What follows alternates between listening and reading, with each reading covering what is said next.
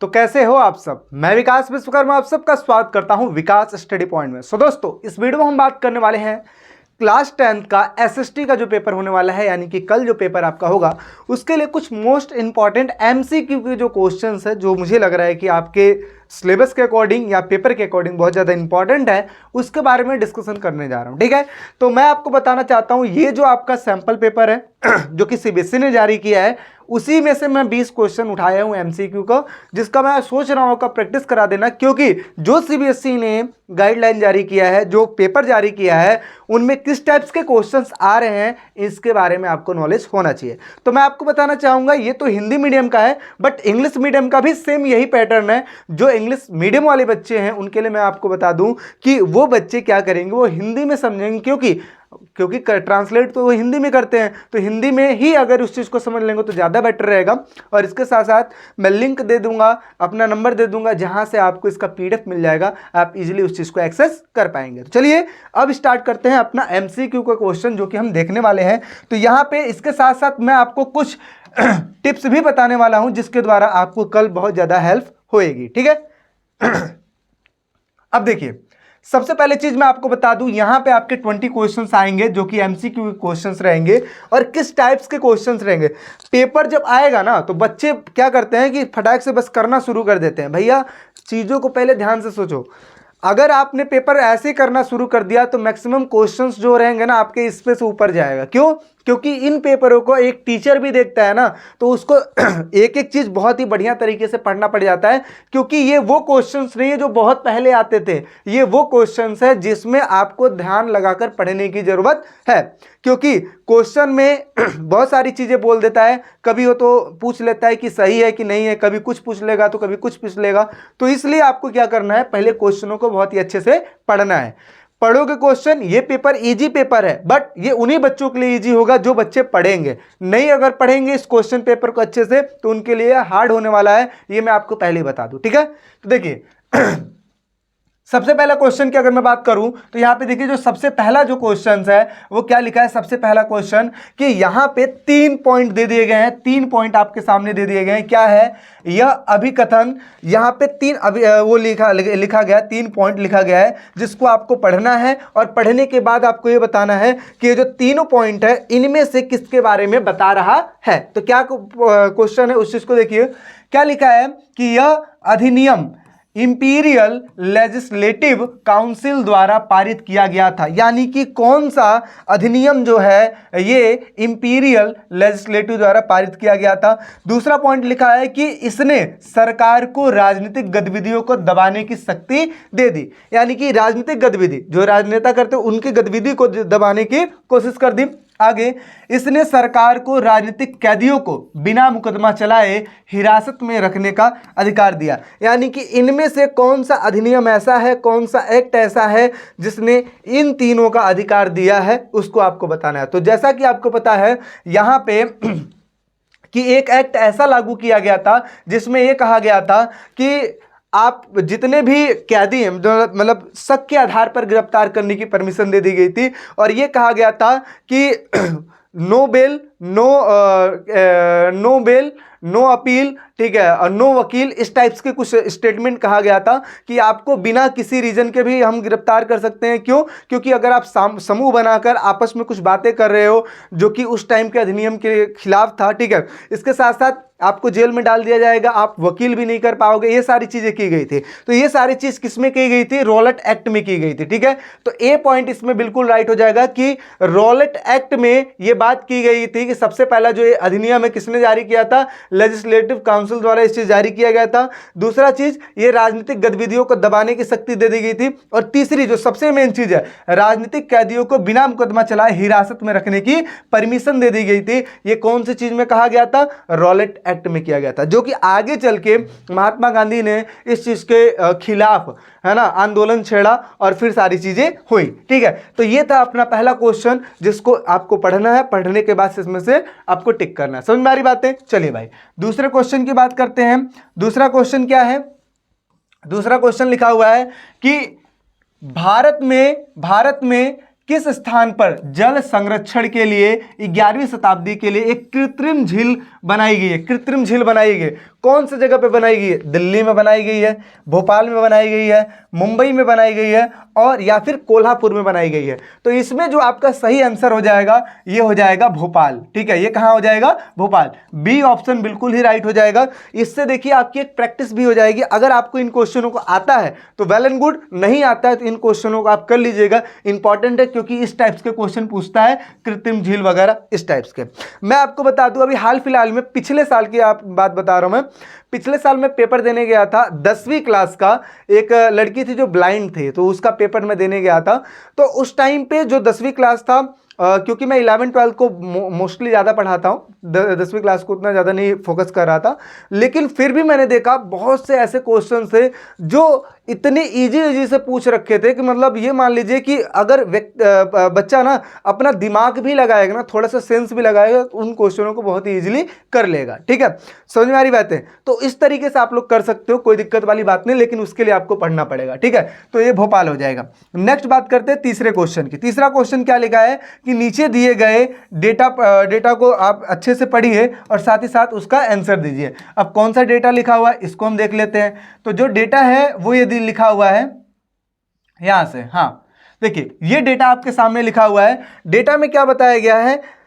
ये वर्ग दिया हुआ है, ये पुरुष दिया हुआ है, ये महिला दिया हुआ है। देखिए आपका ये जो बनने वाला जो पेपर है, आपको ये बात पता है कि इसमें जियोग्राफी का पेपर आएगा, हिस्ट्री का आएगा, सिविक्स यानी कि राजनीति का आएगा, अर्थशास्त्र, चारों को मिला के आएगा। तो इस तरीके से देखा जाए तो ये क्वेश्चन आपके लिए आया है। ठीक है, इकोनॉमिक्स से तो क्या उठाया है कि ग्रामीण जनसंख्या की साक्षरता दर। साक्षरता का मतलब होता है पढ़े लिखे, कितने लोग पढ़े लिखे हैं। तो पुरुषों में साक्षरता अगर देखोगे तो 76% और महिलाओं में देखोगे तो 54%। अगला क्या लिखा है? 10 से 14 वर्ष आयु वर्ग के ग्रामीण बच्चों की जो साक्षरता है, जो गांव में रहने वाले जो बच्चे उनकी जो साक्षरता है कितनी है? पुरुषों में अगर देखा जाए तो 90 और 87 देखा जाए तो महिलाओं में। स्कूल जाने वाले जो 10वीं से 14 वर्ष के जो आयु वाले जो बच्चे हैं उनकी ग्रामीण बच्चों की प्रतिशत अगर देखा जाए तो कितनी है? तो 85 पुरुषों की है, 82 आपकी महिलाओं की है। ठीक है, तो इस तरीके से देखा जाए तो 10 से लेकर 14 वर्ष के जो आयु वाले जो बच्चे हैं, जो कि खासकर गांव के हैं, वो स्कूल जाते हैं। तो पुरुषों में देखा जाए यानी कि लड़कों में देखा जाए तो 85 लोग जाते हैं, 85% लोग, और महिलाओं में 82% लोग। यानी कि अगर तीनों रेशियो में आप देखोगे तो इनका जो है, महिलाओं का जो रेशियो है, महिलाओं का कम है, पुरुषों का ज़्यादा है। अब क्वेश्चन क्या पूछ रहा है? उपरोक्त आंकड़ों के अनुसार ग्रामीण जनसंख्या में साक्षरता दर किसकी प्रतिशत सबसे कम है? यानी कि पुरुष की कम है, बच्चे की कम है, पुरुष महिला की कम है, या फिर महिला की कम है। ठीक है, तो यहाँ पे अभी मैंने क्या बताया, यहाँ पे देखने से ही पता लग रहा है कि महिला का डाउन है, ठीक है, और पुरुषों का है ज़्यादा। तो इस तरीके से इसमें क्या पूछा गया है कि किसकी साक्षरता जो दर है वो कम है, तो किसकी कम है? महिला की कम है। तो इसलिए यहाँ पे क्या हो जाएगा आपका? डी ऑप्शन बिल्कुल राइट हो जाएगा। ठीक है, यहाँ पे डी ऑप्शन आप टिक कर सकते हो। ठीक है, अगर यहाँ पे आपसे पूछता ज़्यादा, तो ज़्यादा किसका था? पुरुष का था, तो टिक मार देते।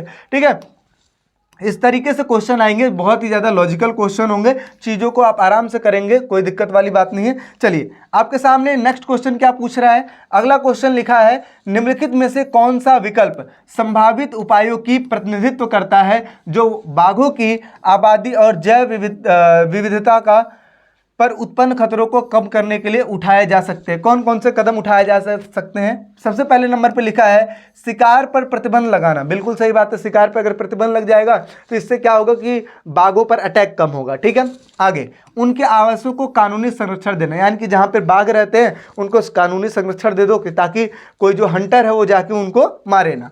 आगे वन्य जीवों पर व्यापार पर प्रतिबंध, यानी कि और भी जो जीव हैं जो जंगलों में निवास करते हैं उन पर प्रतिबंध लगा देना। ठीक है, मतलब जो निवास करते हैं उनके व्यापार पर प्रतिबंध लगा देना। ठीक है, तो ये बात बिल्कुल सही, पहला पॉइंट तो बिल्कुल सही है। बाकी 3 पॉइंट और लिखे हैं, उनको भी देख लेते हैं।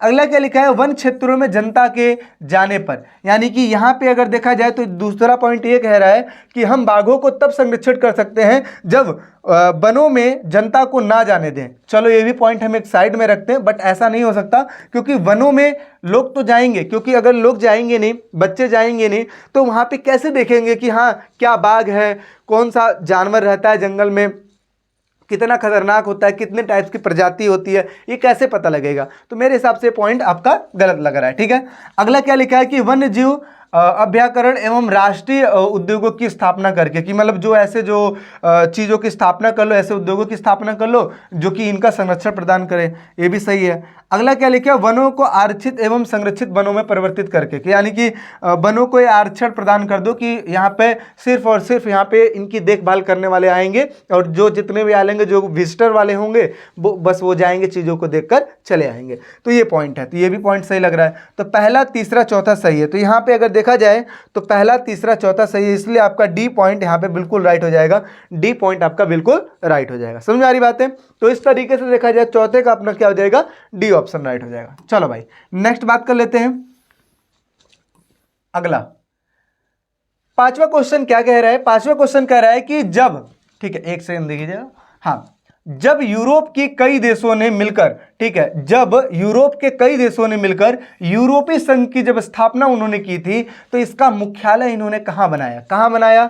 ब्रुसेल्स में बनाया, पेरिस में बनाया, लंदन में बनाया या फिर जूरिक में बनाया? तो यहां पे आपको मैं बता दूं, ये यहां पे पहला ऑप्शन राइट हो जाएगा, ठीक है, ब्रसेल्स आप कह सकते हो। तो ब्रसेल्स को इन्होंने क्या किया था, मुख्यालय चुना था, ठीक है, किसका? यूरोपीय संघ का मुख्यालय चुना था, इसलिए यहाँ पे ए पॉइंट आपका बिल्कुल राइट हो जाएगा। ठीक है, चलो भाई नेक्स्ट क्वेश्चन की बात कर लेते हैं। अगला क्वेश्चन आप लोग के सामने है, चीजों के देखिएगा क्या लिखा हुआ है। अगला क्वेश्चन इंपॉर्टेंट क्वेश्चन है।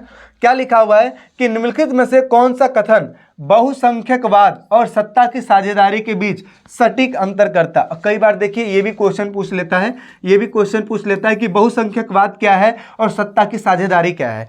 बहुसंख्यकवाद क्या होता है? जहाँ पे बहुत सारे जो जनसंख्या वाले लोग, मतलब ये इस तरीके से समझिए कि जैसे कोई ऐसा जगह जहाँ पे बहुत सारे संस्कृतियों के लोग रहते हैं, उसे हम क्या कहते हैं? बहुसंख्यकवाद कहते हैं। ठीक है, जैसे अपना इंडिया मान लीजिए, यहाँ पे बहुसंख्यकवाद है क्योंकि यहाँ पे बहुत सारे संस्कृतियों के लोग रहते हैं। ठीक है, अब दूसरी बात यहाँ पे क्या कहा जा रहा है?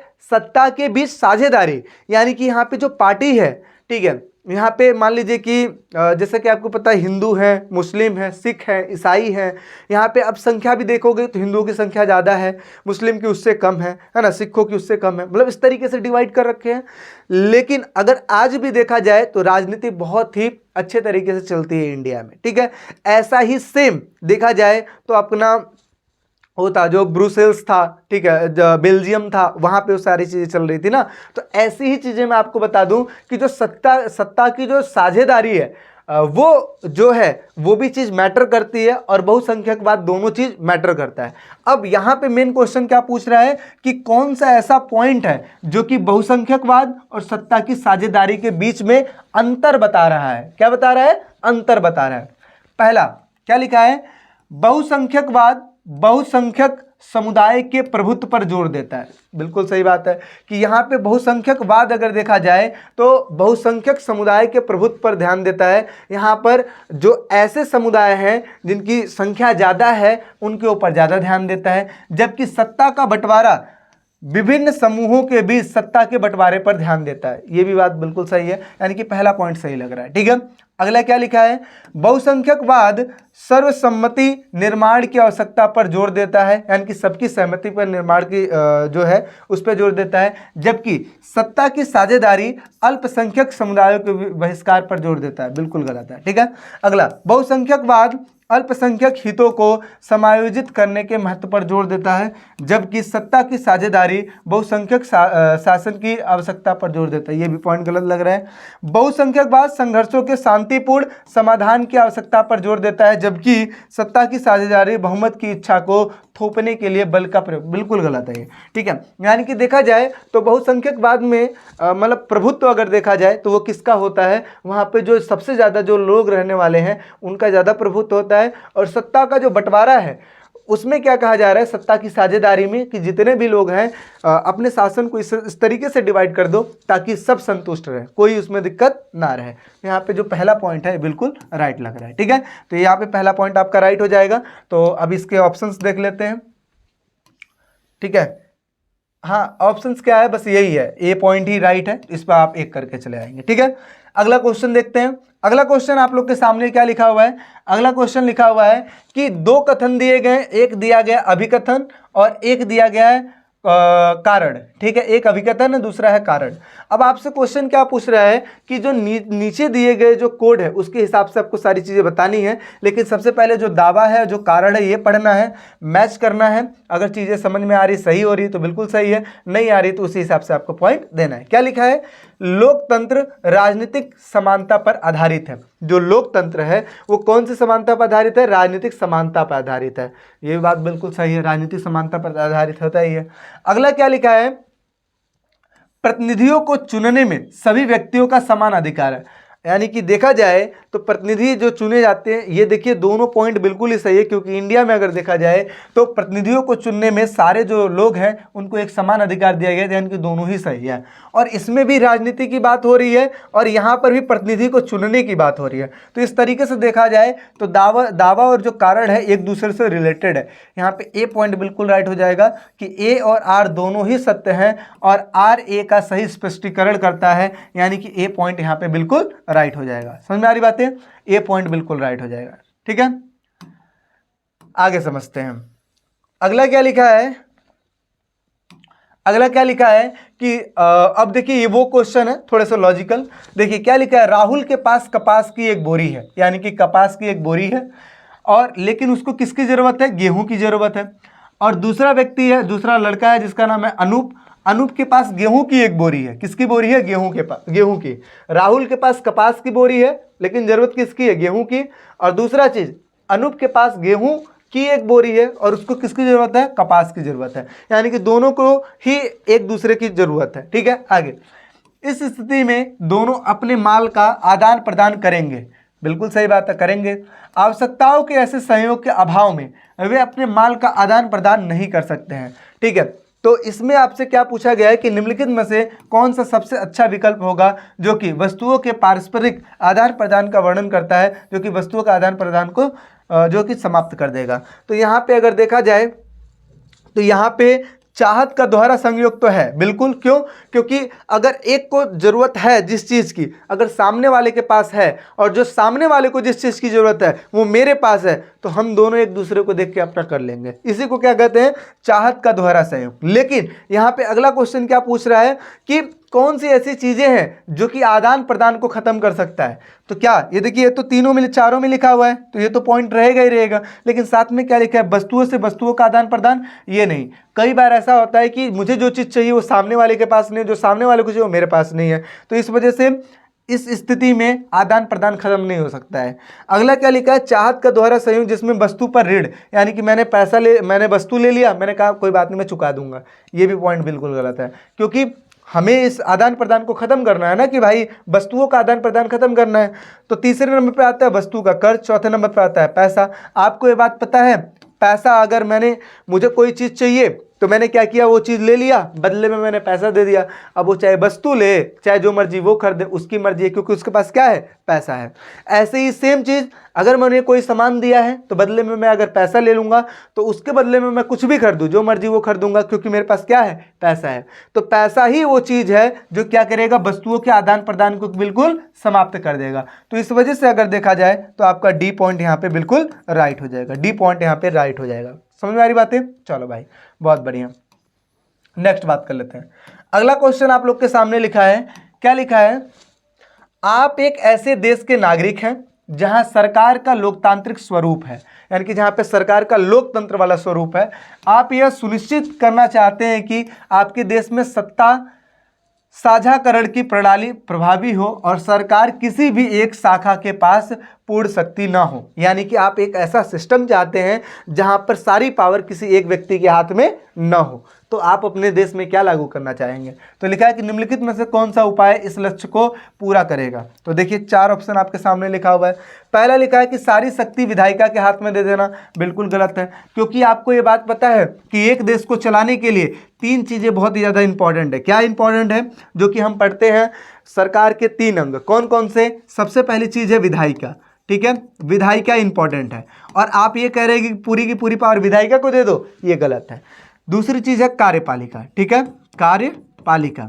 यहां पे अगर देखा जाए तो दूसरे नंबर पे आता है कार्यपालिका, यानी कि शक्ति देखी जाए तो विधायिका को भी मिलनी चाहिए, कार्यपालिका को भी मिलनी चाहिए और साथ ही साथ एक चीज़ को और मिलनी चाहिए, न्यायपालिका को भी मिलनी चाहिए। यानी कि 3 चीज़ों को मिलना जरूरी है। अगर तीनों चीज़ में डिवाइड है तो वो समझ लो कि वहाँ पे सबसे बढ़िया सरकार चल सकती है। अगला क्या लिखा है, सत्ता को केंद्र सरकार और राज्य सरकार के प्रांतों की भी विभाजित कर दिया है, प्रत्येक स्तर पर अपना प्रभाव। यहाँ पे भी देखिए चीज़ें सही तो है, लेकिन यहाँ पे विधायिका, कार्यपालिका, न्यायपालिका तीनों में डिवाइड होनी चाहिए। ठीक है।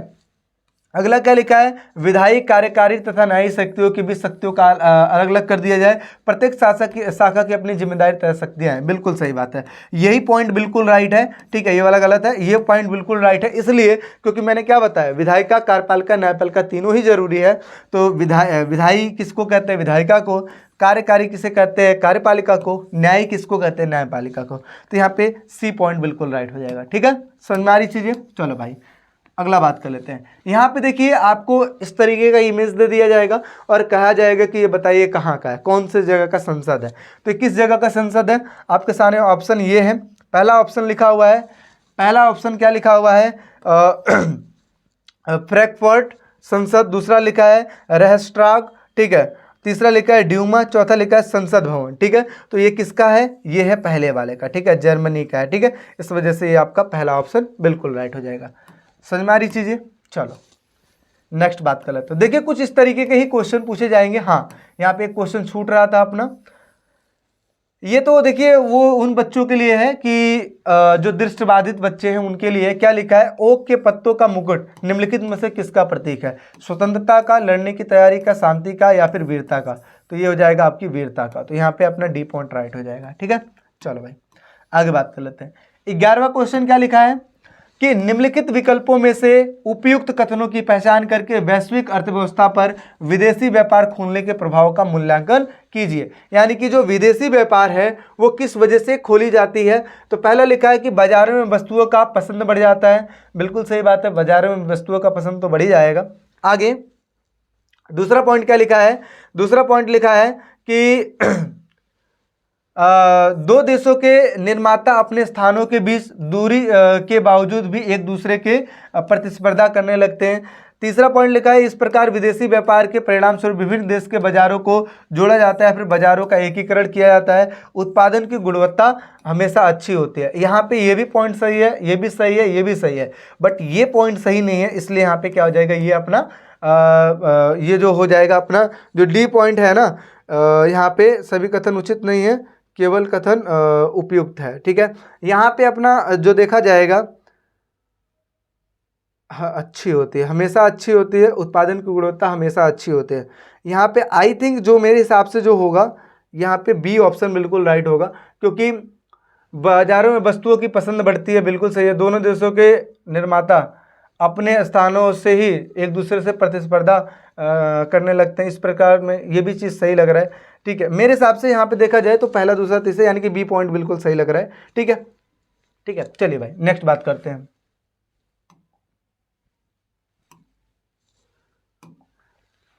निम्नलिखित विकल्पों में से उपयुक्त कथनों की पहचान करें, वैश्विक अर्थव्यवस्था पर विदेशी व्यापार खोलने के प्रभाव का मूल्यांकन करें। ठीक है, हाँ ठीक है, अगला बात कर लेते हैं। अगला क्या लिखा है, अगला लिखा है कि कथन को पूरा करने के लिए सुधार कीजिए। ठीक है, सुधार का विकल्प चुनना है हमें। यदि कोई सरकार अपने नागरिकों को निर्णय की प्रक्रिया का जांच करने का अधिकार और साधन प्रदान करता है तो ये क्या कहलाता है, एक जवाबदेह सरकार कहलाता है, एक जिम्मेदार सरकार कहलाता है, एक पारदर्शी सरकार कहलाता है, या फिर एक स्थिर सरकार कहलाता है। तो इसका जो हो जाएगा जवाबदेह सरकार हो जाएगा, यानी कि ए पॉइंट आपका क्या हो जाएगा, राइट हो जाएगा, ए पॉइंट राइट हो जाएगा। अगला बात कर लेते हैं। अगला क्या लिखा है, अगला लिखा है कि असहयोग आंदोलन को आकार देने वाली घटनाओं के आधार पर निम्नलिखित कथनों को अनुक्रमिक क्रम में व्यवस्थित करना है। यहाँ पे कुछ पॉइंट दिए हुए हैं, उसी के हिसाब से इसको वो करना है। तो इसमें सबसे पहला पॉइंट क्या लिखा है कि जनरल डायर ने जलियांवाला बाग जो हत्याकांड हुआ था वहाँ पर गोली जब चलाई थी, एक पॉइंट ये लिखा हुआ है। दूसरा लिखा है कि ब्रिटिश सरकार द्वारा की गई जबरन भर्ती और प्रथम विश्व युद्ध के दौरान लोगों को हुई आर्थिक कठिनाई का सामना करना पड़ा था। तीसरा लिखा है कि तुर्की के ओटोमन साम्राज्य की हार के कारण खिलाफत आंदोलन का गठन हुआ। और चौथा लिखा है कि गांधी जी ने रॉलेट एक्ट के विरुद्ध राष्ट्रव्यापी सत्याग्रह चलाया था। तो इनमें से अगर सबसे पहला देखा जाए तो सबसे पहला ये हुआ था, क्योंकि प्रथम विश्व युद्ध से रिलेटेड है, जो कि 1914 से लेकर 1918 के बीच की बात हो रही है। ठीक है, तो इस तरीके से ये पहला हो जाएगा। दूसरे नंबर पे अगर आप देखेंगे तो यहाँ पे ये वाला चीज़ हुआ था, जलियांवाला बाग हत्याकांड हुआ था, तो ये हो जाएगा आपका दूसरे नंबर पे। ठीक है, ये दूसरे नंबर पे हो जाएगा। तीसरे नंबर पे अगर आप देखेंगे तो ये हो जाएगा अपना तीसरे नंबर पे तुर्की ओटोमन जो साम्राज्य था, ये वाला हो जाएगा तीसरे नंबर पे। और चौथे नंबर पे ये हो जाएगा। यानी कि इस तरीके से इसका जो ऑप्शन बनेगा वो ये बनेगा, सबसे पहले ये पॉइंट लिखना अपना दूसरा, दूसरे के साथ लिखना है पहला, पहले के साथ लिखना है चौथा, चौथे के बाद क्या लिखना है तीसरा, ये ऑप्शन आएगा। तो इसमें देख लेते हैं पहला तीसरा, ये बी ऑप्शन आपका राइट हो जाएगा, बी ऑप्शन राइट हो जाएगा। ठीक है, चलिए भाई नेक्स्ट बात कर लेते हैं। अगला क्या लिखा है कि यदि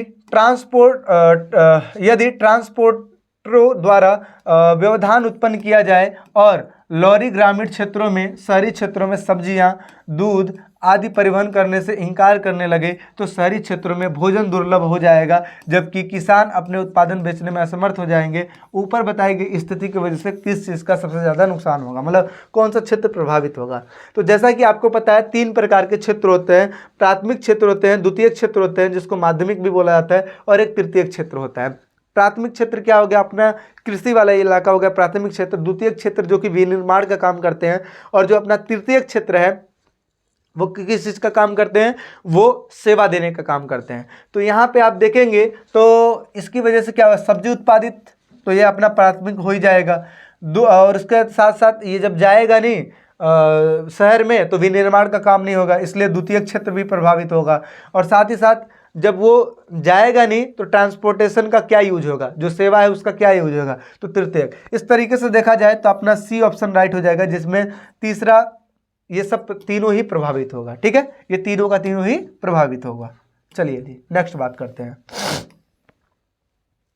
अगला क्वेश्चन क्या लिखा है, अगला क्वेश्चन आपके सामने, नीचे दिए गए कथनों पर विचार करें, सही उत्तर चुनें। क्या लिखा है, 19वीं शताब्दी के अंत में पश्चिमी मुद्रण तकनीकी तथा यांत्रिक प्रेस का आयात किया गया क्योंकि पश्चिमी शक्तियों ने चीन में अपनी चौकी स्थापित कर ली।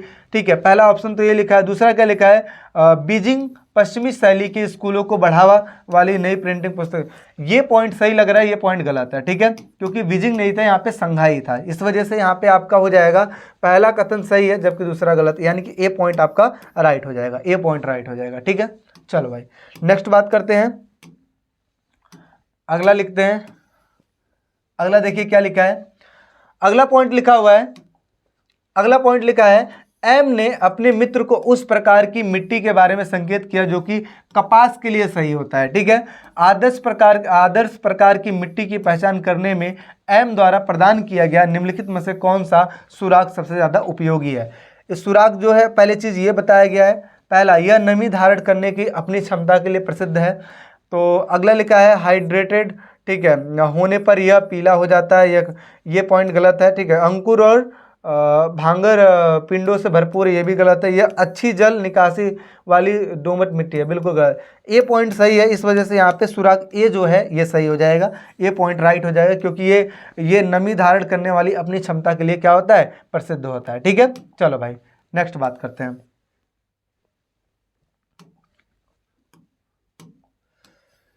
अगला क्या लिखा है, 17वां क्वेश्चन। 17वां क्वेश्चन देखिए क्या पूछ रहा है आपसे कि रिक्त स्थान को भरने के लिए सही विकल्प का चयन कीजिए। क्या क्या है, अगला लिखा है, पहला लिखा है कि डैश दे दिया है का उद्भव सीधे तौर पर राजनीतिक दलों के उदय से जुड़ा है। किससे जुड़ा हुआ है, राजनीतिक दलों के उदय से जुड़ा हुआ है। मौद्रिक लोकतंत्र, प्रत्यक्ष लोकतंत्र, प्रतिनिधिक लोकतंत्र, या फिर ये। तो राजनीति से क्या जुड़ा रहता है, अपना सी वाला पॉइंट राइट हो जाएगा, प्रतिनिधि लोकतंत्र। यहाँ पे सी पॉइंट आपका हो जाएगा राइट।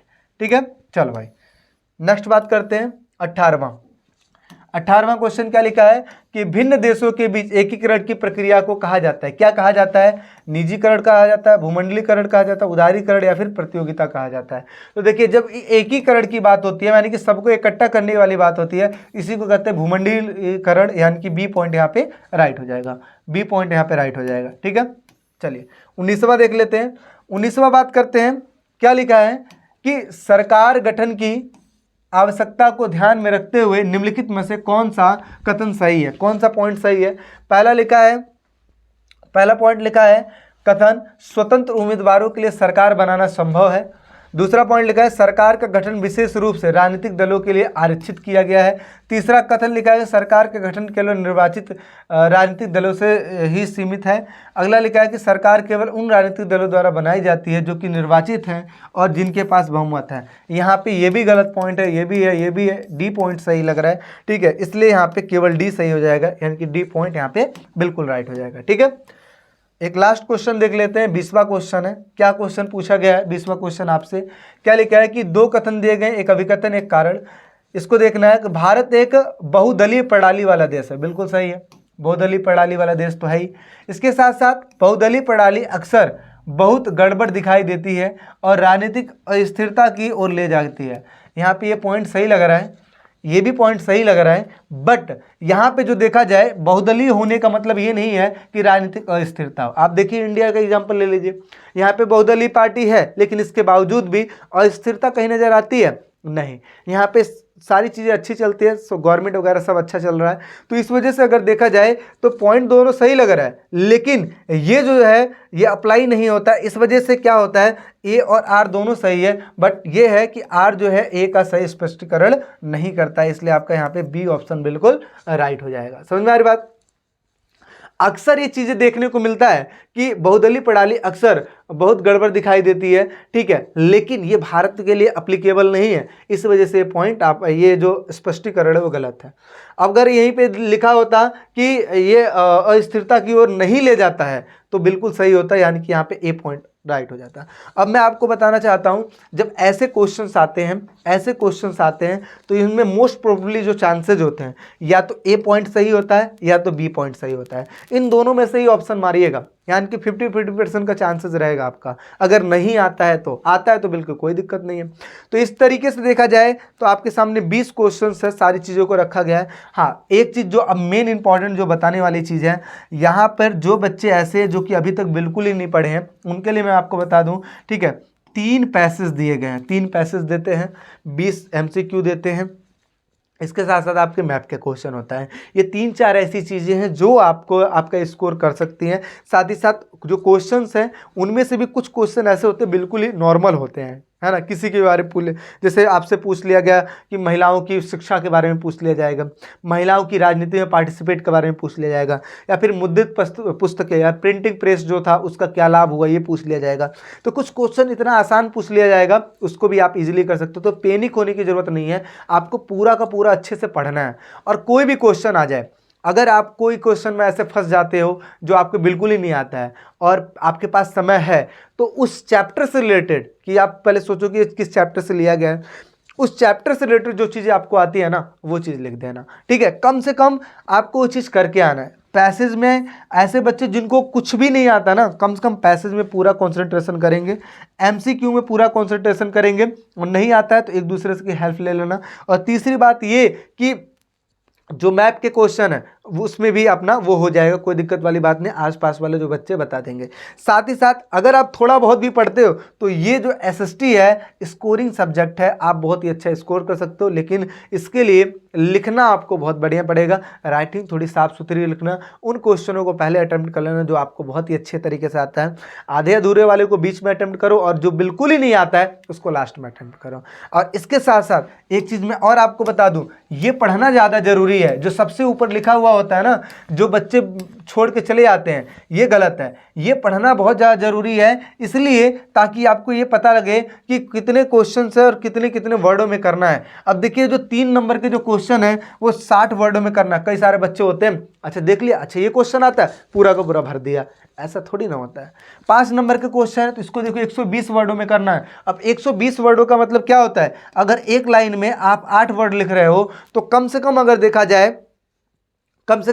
जाए तो आप कितनी लाइन भरोगे, कम से कम आप 15 लाइन भर देना, ठीक है। 20 लाइन, 15 लाइन, 18 लाइन भर देना, इससे ज़्यादा मत जाना, ठीक है। तो इस वजह से, क्योंकि जितना ज़्यादा जाओगे एक्स्ट्रा नंबर तो आपको मिलेंगे नहीं। अब 5 का तो 10 तो हो नहीं जाएगा, 5 का 6-7 भी नहीं होगा, इसलिए आपको एक्स्ट्रा लिखने का कोई बेनिफिट नहीं मिलेगा। तो ये कुछ चीज़ें हैं जिनको आप करेंगे तो ज़्यादा अच्छा रहेगा। आई होप सो सारी चीज़ें आपको अच्छी लगी होंगी। किसी भी चीज़ में कोई दिक्कत है, डाउट है तो कमेंट सेक्शन खुला है आप लोग के लिए, आप मेरे से पूछ सकते हैं। तो बाकी इन्हीं सब चीज़ों के लिए अगर कोई दिक्कत है तो कमेंट सेक्शन में पूछ लेना। बाकी कल के लिए ऑल द बेस्ट, आप सभी को अच्छे से कीजिएगा, कोई भी क्वेश्चन छोड़ के मत आइएगा। और बाकी मिलते हैं फिर नेक्स्ट वीडियो में। Take care, bye.